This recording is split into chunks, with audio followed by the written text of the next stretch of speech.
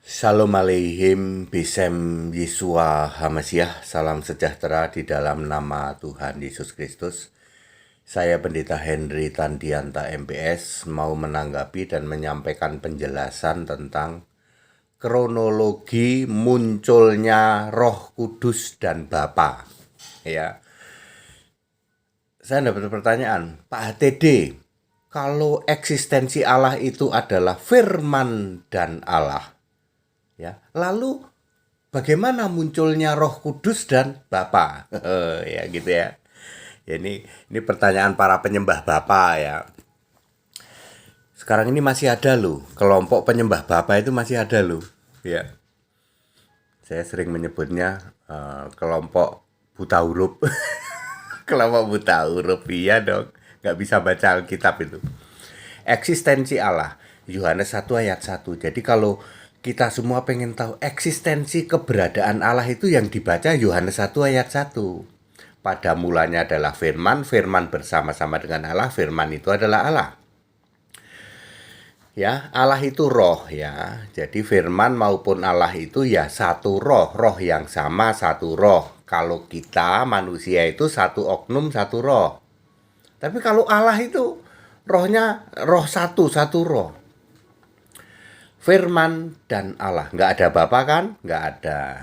Kok nggak ada Roh Kudus, Pak? Kan Allah itu roh. Jadi Roh Kudus itu ya Allah itu, gitu loh ya. Saya ulang, pada mulanya adalah firman, firman bersama-sama dengan Allah, firman adalah Allah. Ya. Firman dan Allah itu satu roh yang sama. Ya. Membelah diri dong, makanya kamu buta huruf. Saya bilang buta huruf ya itu. Mosok pendeta bilang Allah membelah diri.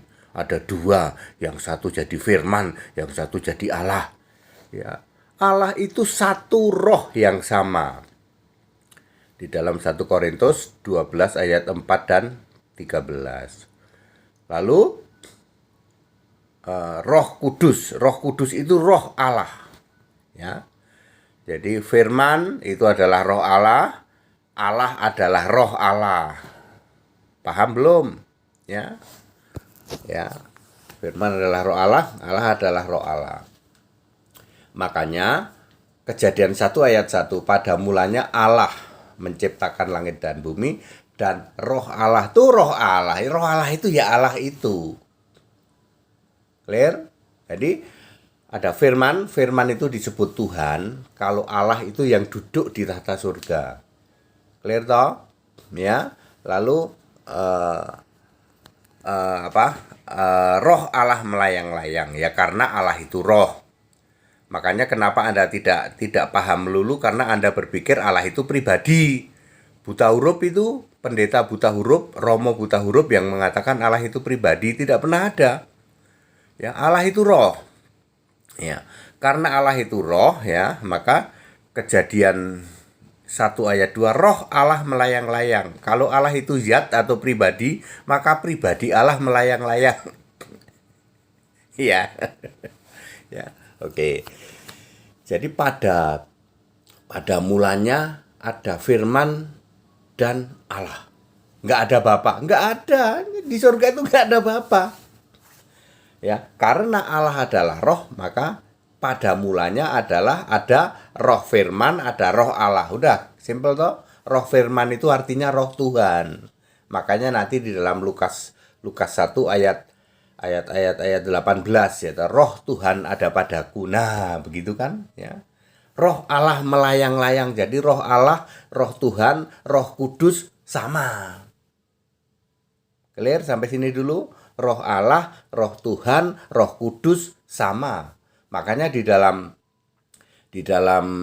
perjanjian lama, Kejadian 1 ayat 2 sudah muncul situ roh kudus. Roh Allah. Roh kudusnya di mana, Pak? Di Yesaya 63 ayat 10 itu ada roh kudus. Jadi di perjanjian lama itu ada roh Allah, ada roh kudus, itu sama. Di perjanjian baru banyak roh kudus, banyak roh Allah juga. Yohanes 4 ayat 24 itu roh Allah. Matius 3 ayat 16 itu roh Allah. Roh Kudus di mana? Nah itu kan ada Lukas 3 ayat 22 itu roh kudus ya. Yohanes 14 ayat 26 itu juga roh kudus. Ya. Lukas 1 ayat 35 itu juga Roh Kudus ya. Matius 1 ayat 20 itu juga Roh Kudus ya. Jadi Allah, firman, Roh Allah, Roh Kudus itu sama. Nggak ada Bapa, nggak ada. Sudah terjawab? Jadi ada firman, ada Allah, ada Roh Kudus. Itu sejak dari awal karena Allah itu roh. Sejak dari eksistensi Allah. Sekarang yang masalahnya kan Bapa. Kapan munculnya Bapa? Zaman Adam nggak ada Bapa. Zaman Nuh nggak ada Bapa. Zaman Abraham nggak ada Bapa. Kapan muncul Bapa? Mulai adanya bangsa Yahudi. Di dalam Yesaya 63 ayat 16. Di situ pertama kali muncul Bapa. Ya Yahweh, Engkaulah Bapa kami. Artinya hanya orang Yahudi yang boleh memanggil Yahweh itu, Yahweh Engkau Bapaku. Saya sering mengumpamakan kalau di Jawa, ya Allah Engkau Gustiku, Gusti kami. Kalau orang Jawa ngomongnya Gusti kami. Kalau orang Yahudi, ini khusus orang Yahudi, Bapa kami. Anda orang Yahudi atau bukan? Bukan, Pak. Kami orang Jawa, Pak. Ya nggak boleh bilang Bapa kami. Ya, Gusti kami mestinya. Jadi sekarang sudah terdeteksi bahwa Bapa itu baru muncul sejak Yesaya 63 ayat 16. Artinya sejak ada agama Yahudi, ada bangsa Yahudi. Terus ketika Yesus di bumi, Yesus memanggil Allah itu juga Bapa. Kan Yesus orang Yahudi, lahir sebagai orang Yahudi. Galatia 4 ayat 4. Lahir dari seorang perempuan dan dia harus takluk kepada hukum Taurat. Takluk Yesus itu, makanya disunat, ada di pentahiran dan lain sebagainya. Bayar akikah. Yesus sebagai orang Yahudi memanggil kepada Allah itu Bapa. Petrus orang Yahudi enggak? Petrus orang Yahudi, manggil Allah Bapa. Paulus orang Yahudi, semua penulis Alkitab orang Yahudi bukan? Iya, dia memanggil Allah itu Bapa. Khusus orang Yahudi. Kamu para pendeta, para romo di Indonesia orang Yahudi bukan? Bukan. Kenapa kamu manggil Allah kok Bapa? Buta huruf, Pak. Buta huruf. Pendeta romo yang masih memanggil Allah itu Bapa, buta huruf. Kan Anda harus tahu, Bapa ini khusus panggilan untuk orang Yahudi. Nggak ada di luar Yahudi yang memanggil Allah itu Bapa. Lalu Yesus memunculkan yang disebut Bapa kiasanku di dalam Yohanes 16 ayat 25. Yohanes 16 ayat 25, lalu disambung 26. Di situ dijelaskan, semua ini ku sampaikan kepadamu, ku katakan kepadamu dengan kiasan, bahasa Inggrisnya proverbs, tentang Bapa. Nanti kamu akan tahu pada hari itu, kamu akan tahu siapa sebenarnya Bapa. Ketika Yesus naik ke surga, barulah kita tahu, oh benar ternyata Bapa itu kiasanmu ya Yesus. Makanya ketika di dunia Yesus selalu berkata, siapa melihat aku melihat Bapa. Aku dan Bapa adalah satu, maksudnya satu roh. Di dalamku juga ada Roh Kudus. Bapa panggilan untuk Allah itu juga Roh Kudus, di sana Roh Allah. Jadi Roh Allah sama Roh Kudus ya satu. Kan dari awal kita sudah sampaikan itu ya. Siapa lihat aku, lihat yang mengutus aku. Jadi aku, Yesus ini diutus oleh aku sendiri, Roh Allah di surga. Itu esensi munculnya Bapa. Jadi munculnya Bapa itu sebagai panggilan untuk Allah yang namanya Yesus juga di surga sana. Itu dimulai dari Yesaya 63 ayat 16. Sedangkan Bapa dalam arti kiasan Yesus Allah, sebenarnya Yesus sudah memulainya di dalam Lukas 2 ayat 49. Aku kan harus ada di rumah Bapakku ya. Lalu sejak Yesus melayani di dalam Lukas 3 ayat 23, di situ mulai sering disebut Bapa dalam arti kiasan Yesus Allah. Nah, rasul-rasul mudeng. Rasul-rasul itu paham dan mudeng. Yang jadi masalah pendeta dan romo kagak mudeng. Rasul itu mudeng. Kenapa rasul masih nyebut Bapa, Pak, di dalam surat-suratnya? Dalam kitab-kitabnya kan dia orang Yahudi. Contohnya Paulus. Ya, hanya ada satu Allah yaitu Bapa. Dan hanya ada satu Tuhan yaitu Yesus Kristus. Paulus yang sama berkata bahwa Mesias Yesus Kristus adalah satu-satunya Allah. Roma 16 ayat 27. Di Roma 16 ayat 27 Paulus menulis satu-satunya Allah penuh hikmat itu Yesus. Di 1 Korintus 8 ayat 6, satu Allah yaitu Bapa, satu Tuhan yaitu Yesus. Terus kamu bingung gitu? Para pendeta, para romo, apakah kamu bingung? Ya, kan Paulus orang Yahudi. Memanggil Allah itu Bapa, tidak masalah.